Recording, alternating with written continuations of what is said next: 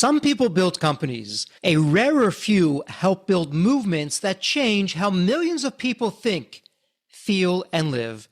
Patty Aubery is one of those people. She started from the spotlight and went on to help shape one of the most recognizable personal development brands in the world, Chicken Soup for the Soul.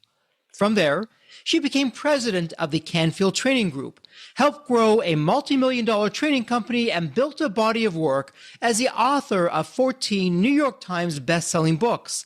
Today, through Patty Aubery Consulting, she helps speakers, authors, and trainers turn live experience into message, message into impact, and impact into a business that actually lasts. What makes Patty compelling is not just the scale of what she's built. It's the deeper story underneath it. She's lived the evolution from support role to strategic force, from helping amplify other voices to teaching people how to finally trust and use their own. Her work sits at the intersection of business, identity, storytelling, and courage. Not the kind of courage people post about, but the real kind. The kind that asks whether you're still hiding inside your own success. Patty Aubery has spent decades helping people be seen, which makes her the perfect person to ask what it really costs to stay invisible. And before we start the episode, a quick word from our sponsor, Deep Wealth and the Deep Wealth Mastery Program. Here's Bill, a graduate, who says the Deep Wealth Mastery Program has transformed the KPIs we're using to accelerate growth and profits. Or how about Emery, who says, and I love this, and I quote, the Deep Wealth Mastery Program helped me create the right mindset for both growing my business and later my future exit. I now know what questions to ask, what to do and not to do, which is priceless. The team and I have found dangerous skeletons and gaps that we're now addressing due to the Deep Wealth Program. Today, our actions have a massive ROI. Absolutely love that. And now, speaking of growth and adding value, check out what Bruce says. And I quote, as a business owner, I'm always looking for new programs, systems, CEO peer groups, and strategies to improve my business. Hands down, the Deep Wealth Mastery Program is the absolute best. I'm both growing my business and preparing for a future exit at the same time. It doesn't get any better. And I got to tell you, as I hear these testimonials, this is exactly why I do what I do. My mission, the team's mission here at Deep Wealth, is to literally change the social fabric of society, one business owner at a time and one liquidity event at a time. The Deep Wealth Mastery Program is the only one based on a 9-figure deal. And that was my deal. You know my story. I said no to a 7-figure offer. I created a system that we now call Deep Wealth Mastery, and that's exactly what helped myself and my business partners welcome from a different buyer, a different offer, a 9-figure deal. So if you're interested in growing your profits, preparing for a future liquidity event, whether that's 3 years away or 33 years away, and if you want to optimize your post-exit life, Deep Wealth Mastery is for you. Please email success@deepwealth.com. Again, that's success, SUCCESS, at deepwealth.com. We'll send you all the information about the Deep Wealth Mastery Program, otherwise known as the Scale for Ultimate Sales System. Better yet, why not hop on a complimentary strategy call? We'll see where you are at your business and what's standing between you and your financial independence and your dreams. So that's where you want to be. You want to be with other successful business owners, entrepreneurs, and founders just like you who are looking to create market disruptions. Whether you're a startup, whether you've been in business for 3 or 4 decades, whether you're manufacturing, whether you're high-tech, SaaS, low-tech, whatever the case may be, come on in and network with other business owners, with other businesses just like you, because they all want to lock in their financial freedom and enjoy both success and fulfillment. Again, the 90-day Deep Wealth Mastery Program, it has your name on it. All you need to do is take the next step. Please send an email to success@deepwealth.com. Deep Wealth Nation, welcome to another episode of the Deep Wealth Podcast. Well, Deep Wealth Nation, let me ask you something. How are you doing in terms of getting your message out there, affecting and affecting people's lives, changing their lives for the better? What would you say if you could hear from someone that has literally changed how millions of people think? That's right. We have a New York Times bestselling author in the House of Deep Wealth. You heard the official introduction. We have an incredible author, thought leader, and person in the House of Deep Wealth. Patty, I'm going to plug it right there. Welcome to the Deep Wealth Podcast. It's an absolute pleasure to have you with us. There's always a story behind the story. I know you have this incredible story. So what's your story? What got you from where you were to where you are today? Lots of wine. No, I'm kidding. Depends on where you want to start. I started really early in this field of self-help. So I didn't really have a lot of experience before I got in here. And I just knew that when I started, I didn't even know about self-help. I answered an ad in the LA Times. It said secretary wanted 25,000 a year. And in the 80s, that was a decent amount of money. And I wanted to make 25,000 a year. And that's how I started. Shallow, a valley girl, and wanting to work hard, street smart and fresh out of college. I literally did not know what I wanted to be when I grew up. So I answered an ad in the paper that said secretary wanted. I went in for an interview. Turned out it was Jack Canfield. I didn't know who Jack Canfield was. I didn't even know what setting a goal meant. And I interviewed with him. I left. I told some friends. They said, oh, I've heard that guy's really amazing. Then I kind of wanted the job more because, at first when I met him, I thought he looked like Howdy Doody. He had brown hair and freckles and really hippie-ish a little bit. And then I waited for the call, got the call, didn't get the job and was so bummed. And so went and worked with somebody else for a little while. Always kind of a little bit of a serial entrepreneur. I get really that cagey feeling. I don't like to be doing the same thing every day over and over again. And then he called back and said, I think we're supposed to work together. I don't know what it is, but the person that I hired didn't work out. And will you come and meet with me? And I said, I will, but it will cost you 30. And he said, okay. And so I thought, he's went to Harvard, he's smart, and he's easy. So why not? And that was the beginning. And so in the very beginning, we were working with education and we were teaching self-esteem in the classroom. And when I got in there, I realized that Jack's fees were really low and he had really bad slide. He didn't have slides. He had these overheads using an overhead projector with crayons. And so I came in as the operations person. I up-leveled his brand. And by the way, when I did that, I started saying, you need to charge more. And he said, I just want to make a difference. And I said, good, I just want to make money. So together we'll be better. And that was the beginning of Chicken Soup for the Soul. And very quickly after that I joined the team, he came into the office one day and said, I think people keep telling me that we should be putting these stories in a book. When I'm telling them from stage, I think we're supposed to collect a bunch of stories and put them in a book. I said, great, let's do it. When you're 25, you don't have an opinion, you're eager. So we just started aggregating stories from all the famous speakers around the world, put them in a book. Took us about 3 years. And we went out, got an agent. The agent went out and talked to everybody on the planet that published books and brought it back to us months later and said, I'm sorry, I can't sell this book. Nobody wants it. Wow. Yeah. So that was kind of a bad day.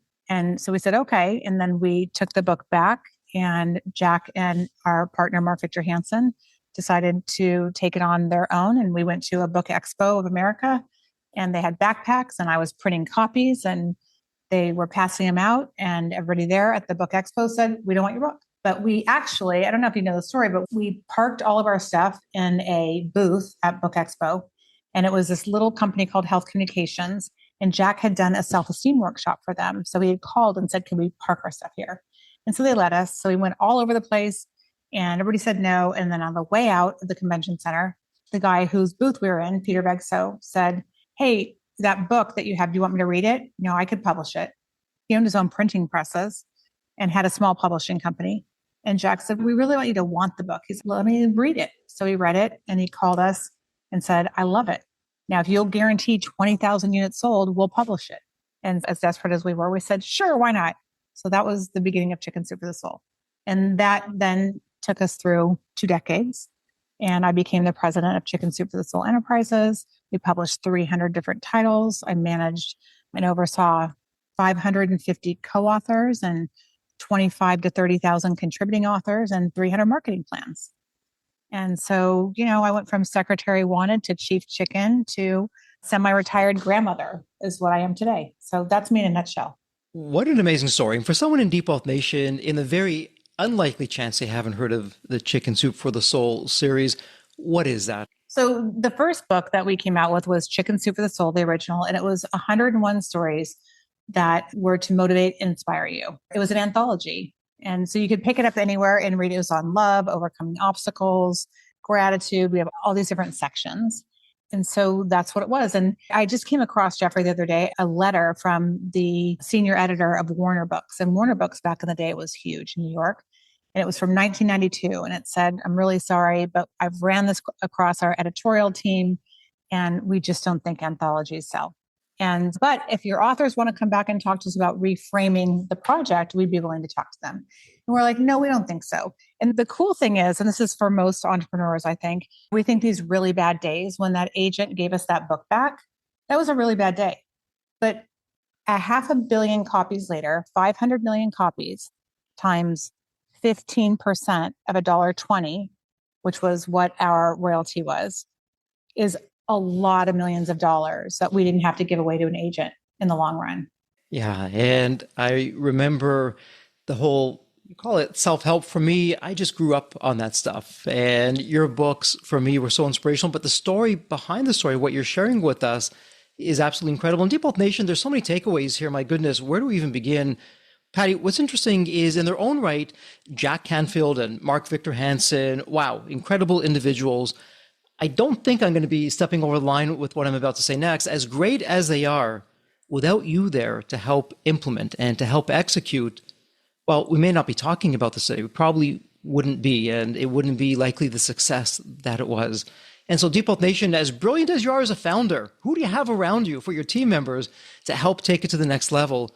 So Patty, you didn't necessarily invent it. You came on after the fact, okay, we're going to do this. And they already had some momentum going, not a whole lot necessarily, but you're new and you're right into the workforce.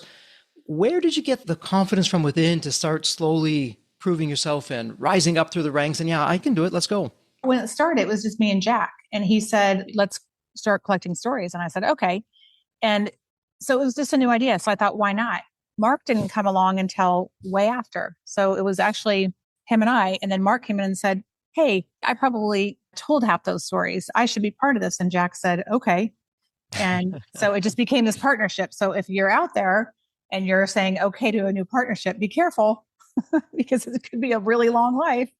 I don't know. I had a background in operations. I grew up in a family that my dad was a startup. He started a company called Nature Made Vitamins with a couple other guys. So that was my weekend job, my summer job, my holiday job. So I had the grit to do stuff. And I had a tech background, which they didn't have. And Mark was a big thinker, fake it till you make it, visualizing is realizing. You got to believe it to see it. It's not the opposite. Jack was an educator, cross every T, dot every I. And I was like, hey, I'll go ask for anything. I don't care if they say no. What do I have to lose? So you had a really good trifecta with 3 different types of personalities. When you're building a business, like we all have bad days, but we never really all had a bad day on the same day.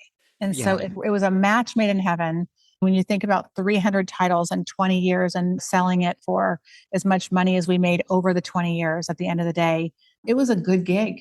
Yeah. And can you share with us behind the scenes, the rejections that you got? No, who would ever buy this? Never going to make it. This is not the best idea. But behind the scenes, okay, got to know here, we're going to keep on going. And you're creative in how you got this out there, willing to go virtually anywhere, even if it was just a few people show up, start talking about this, have them get the book or give the book and ask them, spread the word and start talking about it.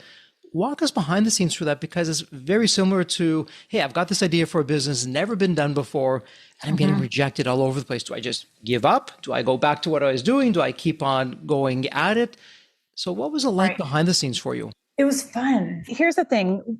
Jack and Mark were both speakers. They were speaking on stages all over the country, sometimes even international. And they were telling these stories from stage. So they had social proof that the stories landed, because people were saying to Jack, this is what sparked the whole idea at the very beginning, do you have that story in a book? And Jack would say, no, it's on my tapes. And a lot of women would say, I don't listen to tapes. I'm not in my car long enough. I read books. And I heard it over and over. So he was responding to feedback. He saw a need through people making comments, and he decided to fill it. Because we knew there was a need, because we had tested out the content, we knew we were onto something and we were going to take no for an answer. That was the first thing. The second thing was, once we got a publisher and we decided, okay, we're going to go do this, we interviewed everybody that had done something well before. Every published author, whether it was Scott Peck to God knows who. What did you do? What did you wish you hadn't done? And we made a list of everything anybody had ever done to market their book. And we put it all up on a wall. The wall must have been 10 feet high by 30 feet long. And we had stickies on the whole thing. And every day it was like, pull out down a couple stickies and do it. And so we weren't always talking about stuff. We were actually taking actions. We were making scary phone calls. A guy walked in my office and he was selling B2B. He worked for a company called Wholesale Warehouse Industries, and they sold ties and boxers and board games and all kinds of different things. I don't know if you remember this, if you're old enough to remember this, but people would come into your office building and they would leave something with a paper, and say, just fill it out here. And you'd leave your money on this clipboard. And then they would bring back whatever it was. And it was like random stuff. And so the guy came in, I'm like, hold on, wait, take this book back to your boss. You guys should be selling this book. And the guy was like, I don't know. So he took it back to his boss. We somehow convinced this guy to buy 5,000 units. He bought the units. They did a test, and the test came in 0.1% below what it needed to be to actually buy 500,000 units. I still see that guy every now and then. He's, oh my God, why didn't they say yes? But it was like every opportunity, wherever I was, how can this book fit there? Jack and Mark probably, I know Jack would never have said, hey, wait a minute, take this book back to your boss. He would have been mortified that I even said something like that. I went to swap meets, to flea markets. I sold books out of the back of my car. I was at nail salons and getting my nails done and thinking, all these women are sitting around here waiting to be next or waiting for their nails dry. What if they were reading a book? Or at my hair salon, like they're getting their hair done. What if I had a box of books here? So I started bringing boxes of books to hair salons, to nail salons. They were selling through very quickly. So I thought, what if I just got a whole team of people and I did what that guy did in my office building all along Ventura Boulevard, which is a big boulevard in California in the Valley where I was living at the time. So it was very grassroots. It was really rough. We took the ideas that we thought, what if this works? And we just tried them. We didn't take an idea and talk about it forever and ask ChatGPT and have everybody tell me why it wouldn't work. We just went and did stuff. Yeah, you just had the gumption to go do that. And you read my mind, because that's my next question for you is, where does that come from, Patty? Because I know for most people, it's not even a negotiation, but we're just speaking with someone and people are backing down. I don't want to ask them that, or it'd be rude, or what if they say no? And right. I know from my end, I was very fortunate. I had my grandmother of blessed memory, my dad of blessed memory. My grandmother said, Jeffrey, if you never ask, you'll never know. So always ask. And then on the other side, my dad, he was just fearless and business guy, entrepreneur. And I got to see both of them. And I just absorbed that like a sponge. And other people around me are melting and cringing as I'm asking and pushing the envelope. I had some great role models, some mentors for that. But where did that come from? Because it would have been so easy for you to say, okay, yeah, you know what? I'm just not going to cross that line. I'm here at the hair salon. I'm not going to bother these other ladies that are here. They just want to get their hair done. I don't want to be pushing this on them. But you took a different approach. You didn't shoot yourself down, and you just went in with an open mind. Most people either don't want to do that, don't believe that they can do that, but you did. So what was the thinking behind that you can share with Deep Wealth Nation? I knew I had a good product, and I knew that people were enjoying it. And I knew I had a good product because when the book was finalized, I sent it out to 50 people to have them read it before it went to print, and said, on a scale of 1 to 10, how would you rate this story? And I would only use stories that were 10 out of 10s. And I had lawyers and moms and nurses and teachers, all kinds of people grading the story. So I really believed in my product, for starters, which I think you have to do. So I knew if they got it, they would really enjoy it. And one of the things I believe when you ask for help or you ask for anything, especially like help, and this is, hey, would you mind helping me get this book out there? That was the gal that owned my hair salon. And so I had to ask her if I could put him in her salon. And somebody said to me years ago, what does it feel like when you get to help people? Because that's what you do for a living. You're in self-help. And I said, it's amazing. And he said, well, how come you never ask us for help? You're robbing us of the experience that you get when you help people. What if we want to help you? So flip it around and don't just think, oh my God, it's all about me. They're not going to want to help me. What if it makes them feel good? Give them a chance to be part of something bigger before you take them out of your whole scenario and you haven't even given them a chance to say yes or no. Patty, I love that you're saying that. And I'm going to date myself as well. You're talking about the Valley and the 80s and the 90s, and I'm right there with you, and you're bringing back a flood of terrific memories. I look at my two daughters and the generation that's upcoming. They don't want to advocate for themselves, even to the point that I get that. We're in a restaurant and they order something, like, honey, why'd you order that? You don't like that. Yeah, I didn't want to ask the server to change it. I didn't want to be a burden, or something comes out wrong. Why didn't you say something?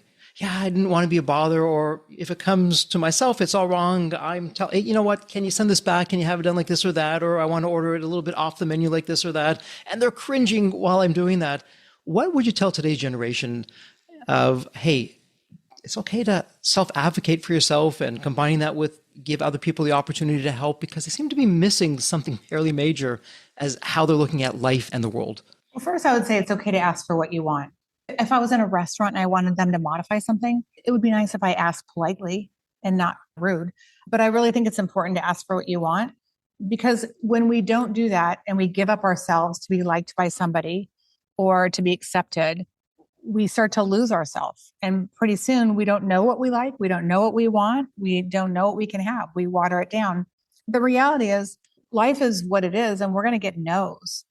But there's no reason for us to take ourselves out of the game before the coach puts us on the field. So in our head, when we tell ourselves a story, mine would be, I don't want to be obnoxious, or I don't want to be too excited about this. It's like, well, that's just a story. So what do you want? I want to be able to get this book out there so it can help other people. So if I reframe it, I take my old story that's keeping me stuck or keeping me small. And for women, it's really hard. For years, if you said, what do you do? Especially if I was with Jack, which was most of the time, I would say, he's a best-selling author. I would never say, I'm a New York Times best-selling author and I'm 32. I was like, oh, it's just not in my DNA. It wasn't as a young woman and it wasn't for a long time. But by not speaking my truth, by not asking for what I wanted, even though I was obnoxious and I'd ask for certain things for other people to build the book, I would do it. But if it was just my book, Jeffrey, it would have been so much harder because now it's personal. But how do you get past that personal side? And I get it, hey, it's not for me. I'm asking for someone else. I don't want to deny them the opportunity to help. But as of late, it has been with you. And we can talk about that. Hopefully we'll talk about that with some of the books that you've done from yourself that you've come out with. But if it is just about me and it's still early days, maybe it's just me. Maybe there's one other team member. Maybe there's not. How do I get the gumption, if I can use that word to? I would say you act as if, Mark would say to me, kid, fake it till you make it. And so I would just go out and fake it till I made it. I would act as if they're going to want it, act as if they're going to say yes.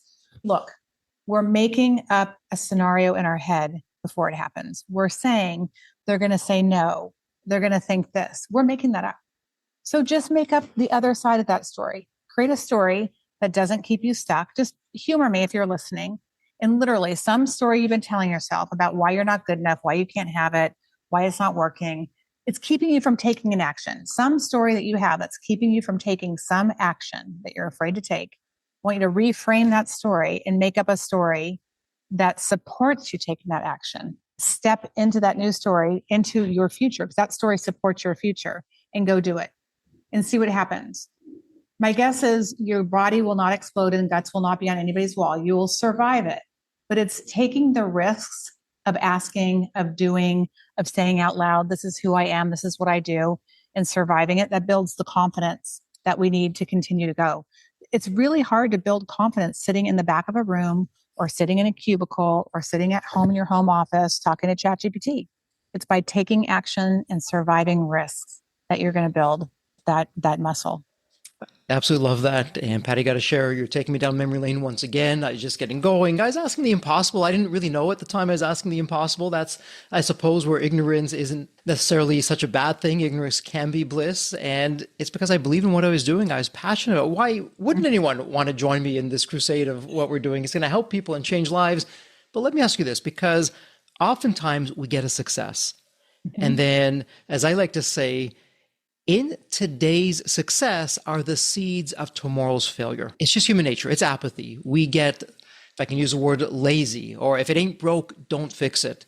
But as an example, you never stopped. So I'm going to randomly throw a few titles out there. Chicken Soup for the Sister Soul, or Chicken Soup for the Expectant Mother Soul, or Chicken Soup for the Working Mom Soul, or the Beach Lover Soul, or I love this one, the Father and Daughter Soul, or for the Christian Soul. And it goes on and on and on. So you had the success for the first one. You were even more successful as a group, as you brought it out there with more titles. So what was the thinking behind that? How did you do that exactly? Because most fail at that. It was a fluke. It was a weird situation. The first book that we did with somebody else was Chicken Soup for the Women's Soul. And it was Marcy Shimoff, who's written a ton of books since then, Happy for No Reason and all kinds of good stuff. And she was at a meditation retreat and couldn't talk. And she had this idea, I should write Chicken Soup for the Soul. I should present that to Jack. And so I got a fax saying, Dear Jack and Patty, I'm in a silence retreat for 9 days. Can you meet me on Friday night to talk about this idea at 9:00? So we're waiting. We meet her on Friday night. She calls us and she says, I have this idea, Chicken Soup for the Women's Soul. And Jack said, that's a great idea. Thanks. And she's like, wait, hold on. You're not a woman.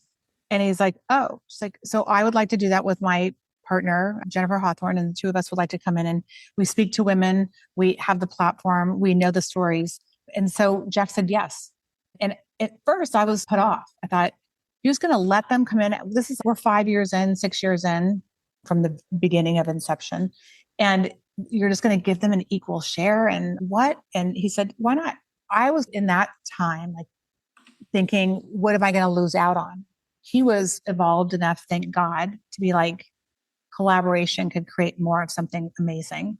And so that was the beginning of the first book. And by the way, it sold like hotcakes out the door when my first thought was, women buy Chicken Soup for the Soul. Why would they want Chicken Soup for the Women's Soul? They did, but we had to be willing to test it. Lots of times our ideas or our opinions keep us from doing something. Oh, I don't know if that will work. That's right. You don't know. So unless you test it, you may not grow your business. So rule number one, be open to what's possible. And so when she did that, and then, so that we worked on that, got that out there. And then my sister came to work for me. She was studying for the state boards for her medical license.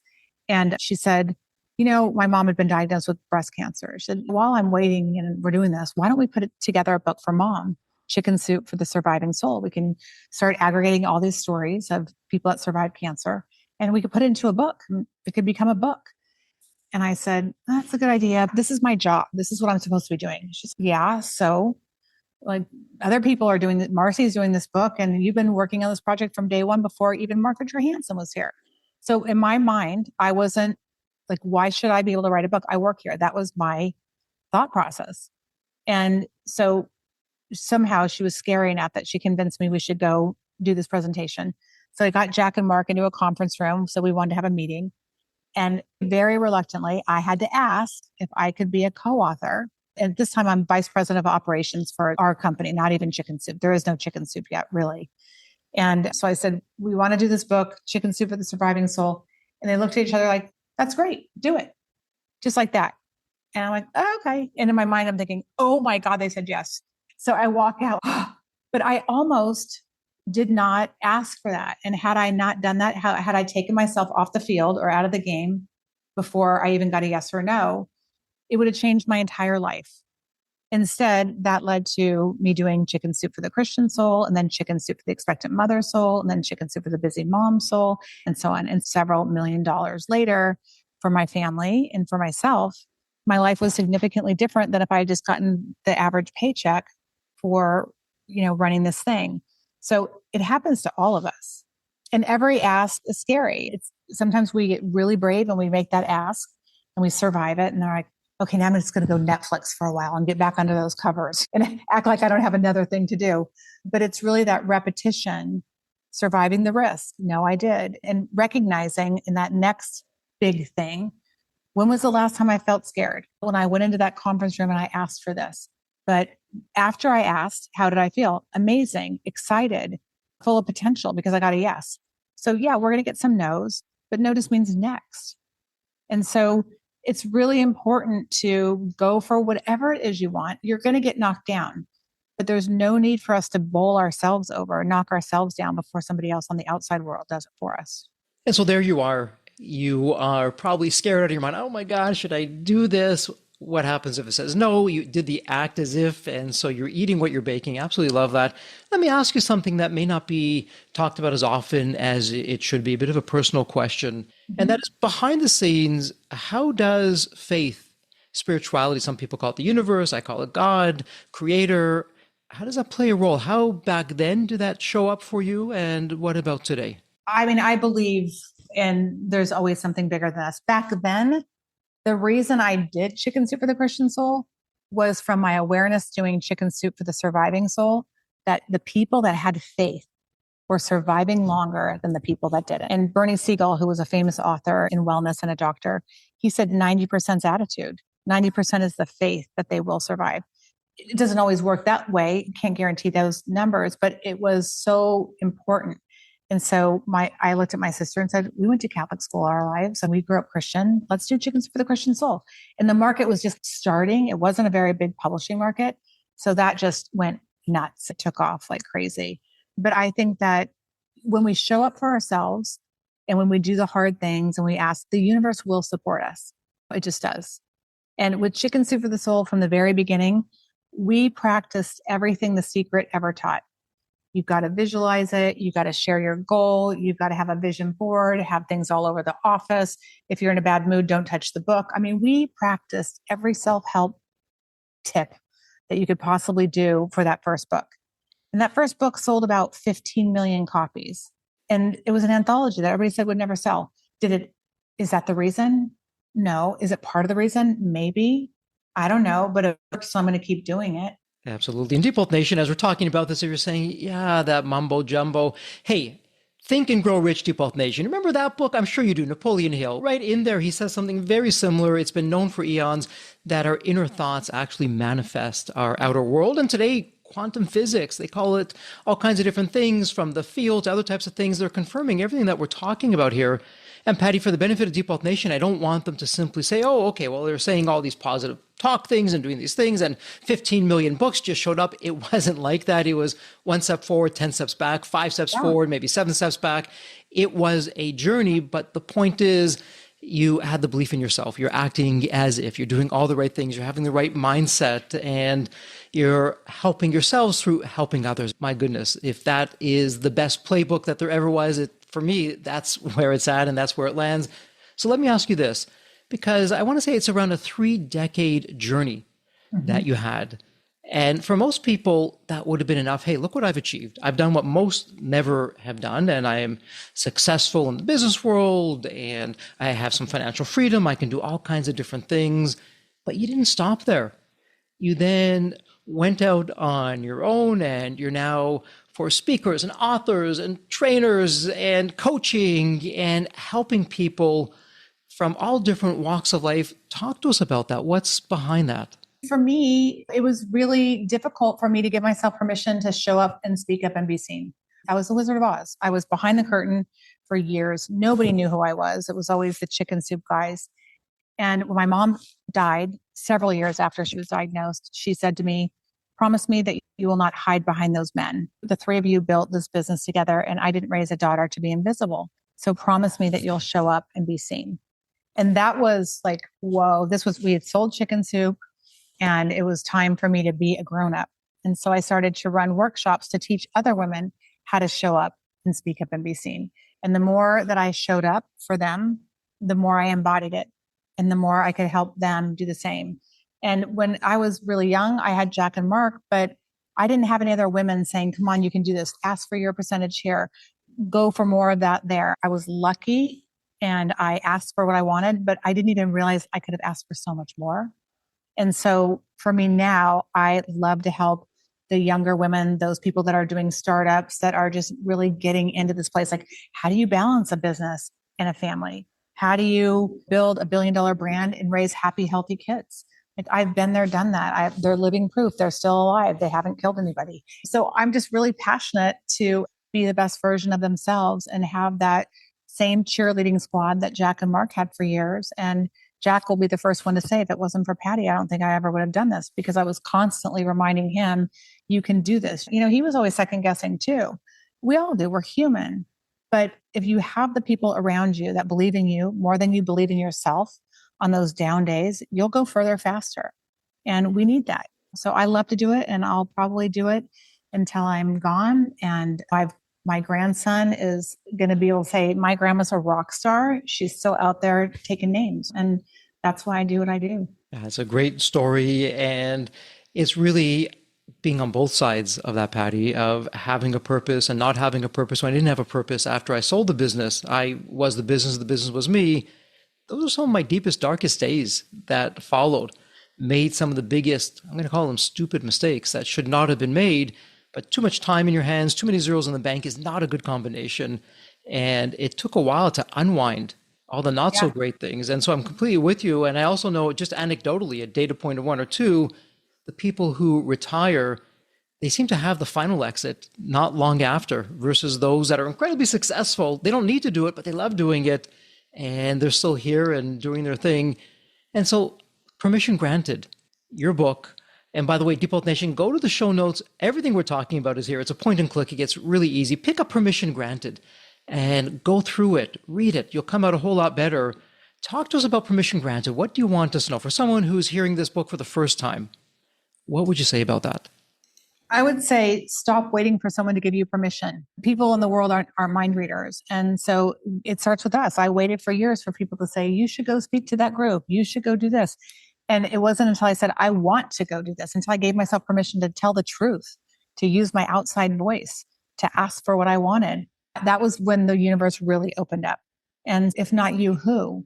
And you're worthy of having whatever it is that you want to have that best life. So go give yourself permission to say no to that next thing, or yes to yourself, or create that boundary, or ask for what you want, or say no to what you're tired of putting up with.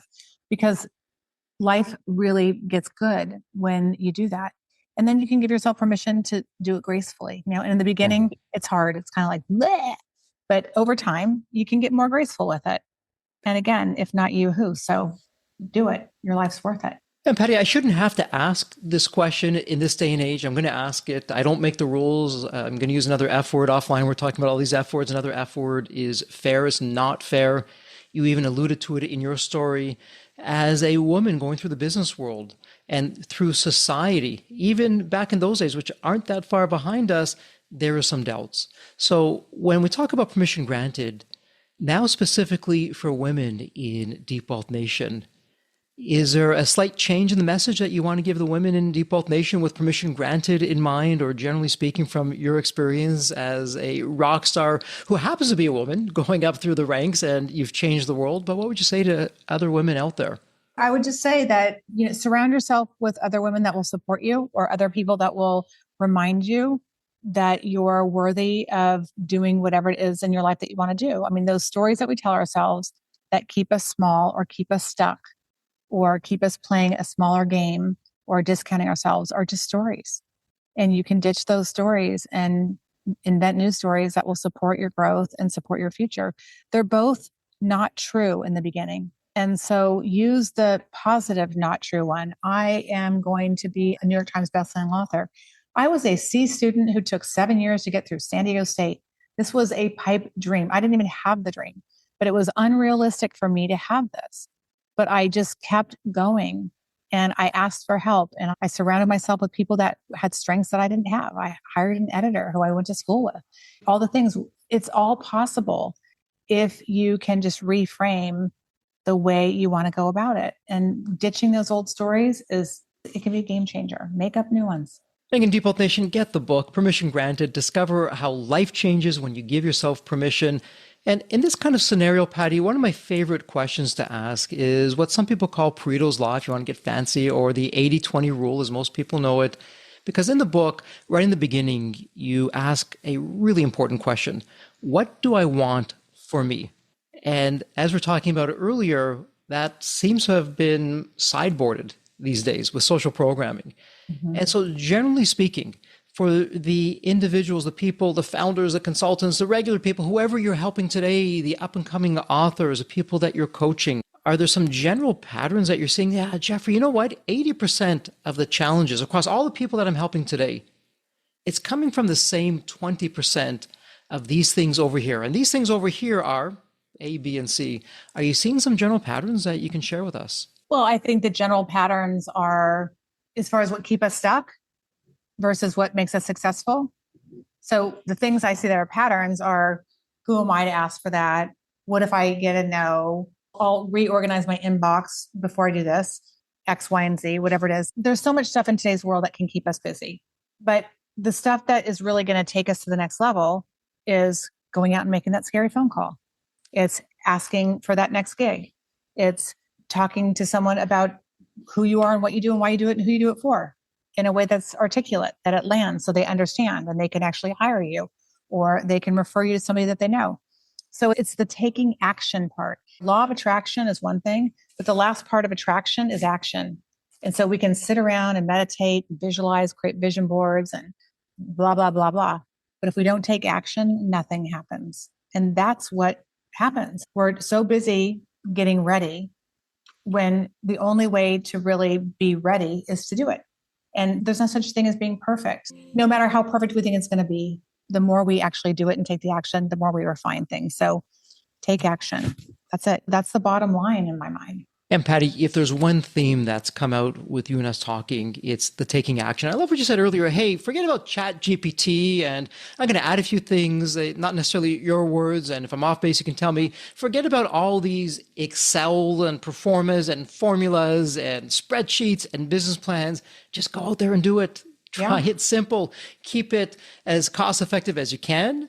Don't blow all your money in one shot. Don't be silly about it, but go out there, try it, try some experiments, see what the world is saying and take that feedback. And if you fail, hey, pick yourself up, go back at it again, because it seems that you were just out there doing the experiments, doing the what if. I don't know if this is going to work, but why not? Let me ask, let me see what the reaction is. And you took that feedback and learned from it, and you kept on building yourself up over time. And that's what built the billion-dollar brand and the gazillions of books that are now out there. And now with what you're doing and helping other people, all those lessons learned, it's, hey, just go out there, try it. Don't wait. Don't talk to yourself or on the social media. Just go out there in the real world and start trying. Thoughts about that? Here's the thing. I work with a lot of people that are doing presentations, whether it's in corporate or they're doing it to a group audience like an eWomen network, or they're going to go on a podcast or whatever it is. And again, they can Chat GPT it all day long.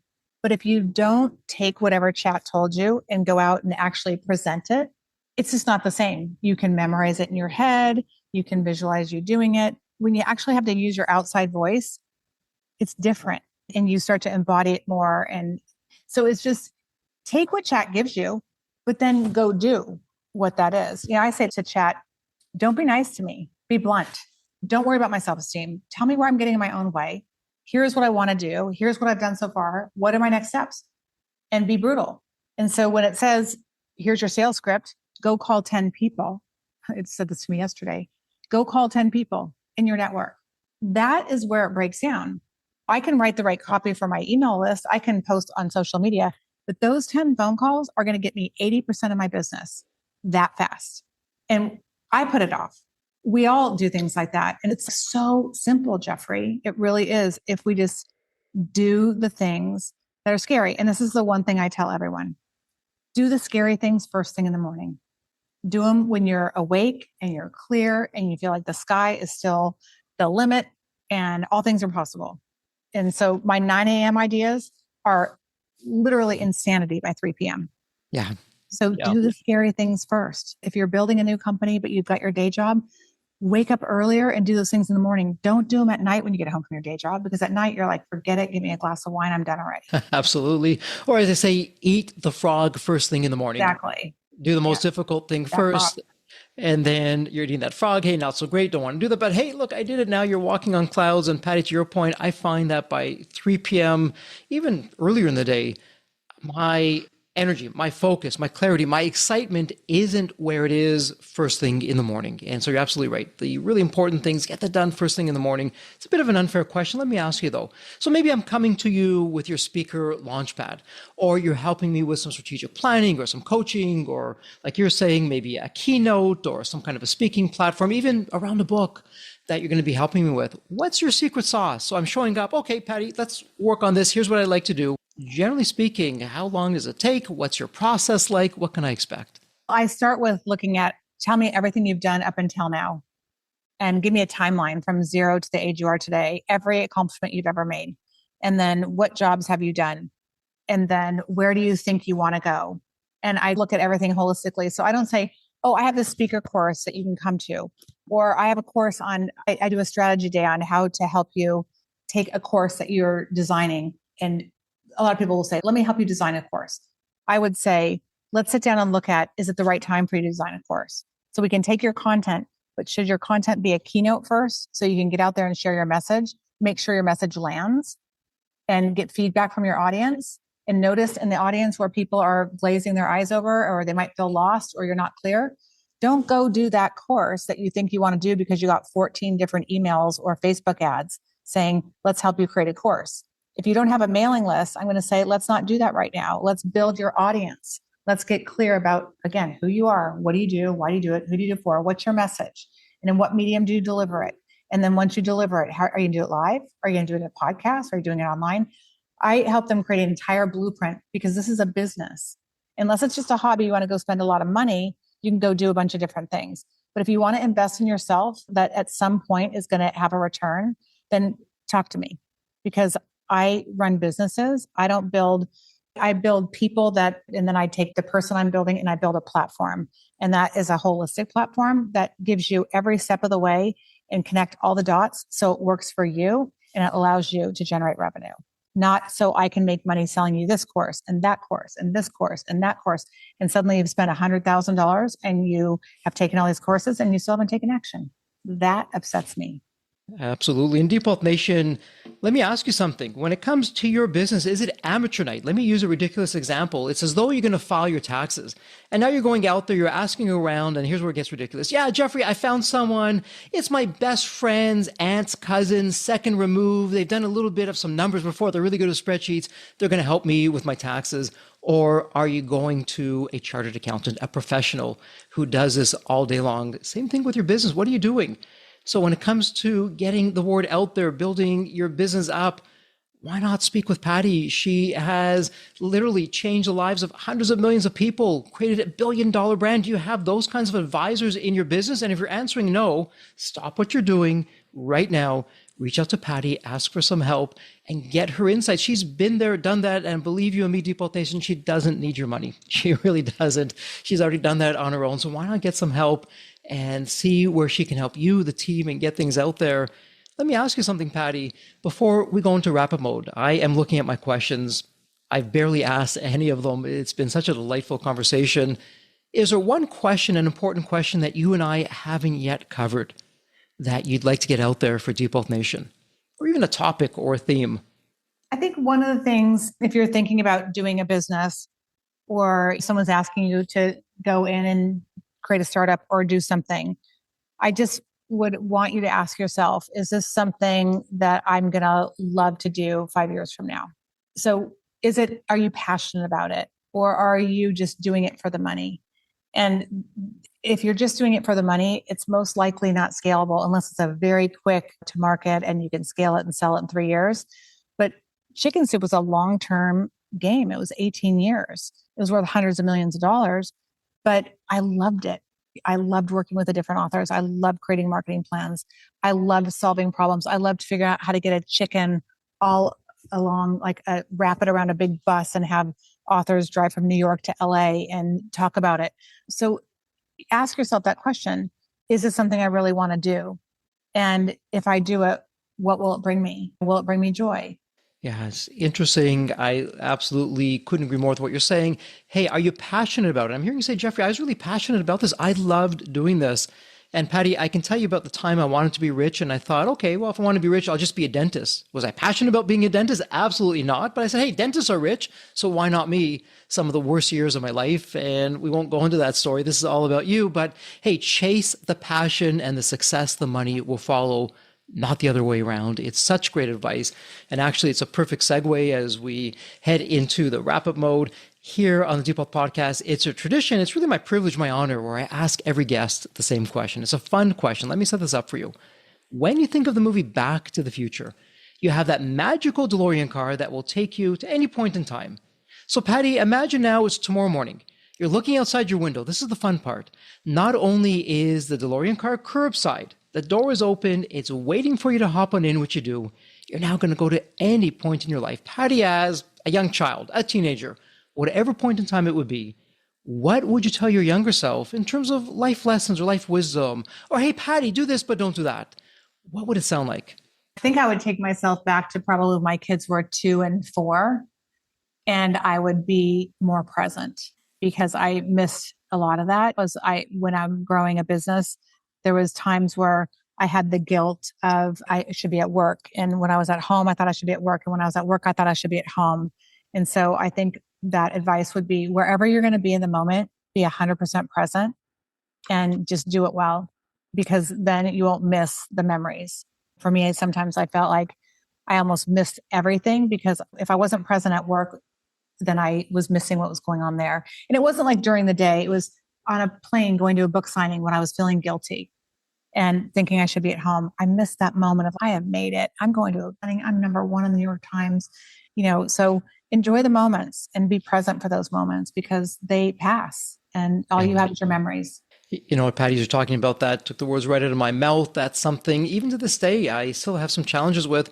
So having been there and done that, how do you turn it off? And I know you're only human and it probably still creeps in from time to time, but how do you turn it off? Okay, so I'm over here. It's not a family activity. It's business related. And yeah, I could be at home with my loved ones or my young children, whatever the case may be, but I'm here. So how do we turn that off and actually be present for that business moment? And the same would apply when I'm with the family. I'm not at the business. I'm not with the team. Oh my goodness, what are they doing? How do I actually really show up? Practice. For me, it was a really defining moment when I was on that private plane and I thought, I'm on this plane. I'm miserable right now. You know what? I'm going to make a choice. I'm going to enjoy this. I'm not going to feel guilty. And I had to really make a conscious choice and it was hard. But when I did it, something changed. It snapped and I was with it. And I always say moments and presence are like diamonds. Do you want a big one that's cloudy and crappy and has no color or clarity? Or do you want something smaller that's bright and shines and has all the brilliance that everybody would love to see? And that's where I'm at. Quality is better than quantity on so many levels. And that includes being present in the moment. Some great advice. That is not gold, that's platinum. You're talking about diamonds and precious kinds of things. That's absolute platinum, Deep Wealth Nation. Hope you're paying attention to that. And Patty, let me ask you this. Someone in Deep Wealth Nation, they want to reach out to you. They have a question. They'd like your help to work with you. Where's the best place online to reach you? Probably go to my website, pattyaubery.com. There's a place that you can click on that says work with me. You can send me a message or you can find me on Instagram or Facebook as well and just DM me. And Deep Wealth Nation, again, it doesn't get any easier. Go to the show notes. It's all in there. It's a point and click. Patty, that said, it's official. Congratulations. This is a wrap. And as we love to say here at Deep Wealth, may you continue to thrive and prosper while you remain healthy and safe. Thank you so much. So there you have it, Deep Wealth Nation. What did you think? So with all that said, and as we wrap it up, I have another question for you. Actually, it's more of a personal favor. Did you find this episode helpful? Have you found other episodes of the Deep Wealth Podcast empowering and a game changer for your journey? And if you said yes, and I really hope you did, I have a small but really meaningful way that you can actually help us out and keep these episodes coming to you. Are you ready for it? The dramatic pause. I'll just wait a moment. Drum roll, please. Subscribe. Please subscribe to the Deep Wealth Podcast on your favorite podcast channel. When you subscribe to the Deep Wealth Podcast, you're saving yourself time. Every episode automatically comes to you. And I want you to know that we meticulously craft every one of our episodes to have impactful strategies, stories, expert insights that are designed to help you grow your profits, increase the value of your business, and yes, even optimize your post-exit life and your life right now, whatever you want that to look like. And every time you subscribe and a fellow entrepreneur subscribes, it's a testament to how together, yes, we are changing the social fabric of society. One business owner at a time, one liquidity event at a time. So don't let the momentum stop here. Subscribe now on your favorite podcast channel. You'll never miss an episode. You'll be the first to hear from the top industry leaders, the innovators, the disruptors that are really changing and shaping the business world. And maybe you're commuting, maybe you're at the gym, maybe you're taking a well-deserved break that we spoke all about on this episode. The Deep Wealth Podcast, it's your reliable source for the next big idea that could literally revolutionize your business. So once again, please hit that subscribe button, stay connected, inspired, and ahead of the curve. And again, your next big breakthrough moment, it might just be one episode away. Maybe it was even this episode. So all that said, thank you so much for listening. And remember, your wealth isn't just about the money in the bank.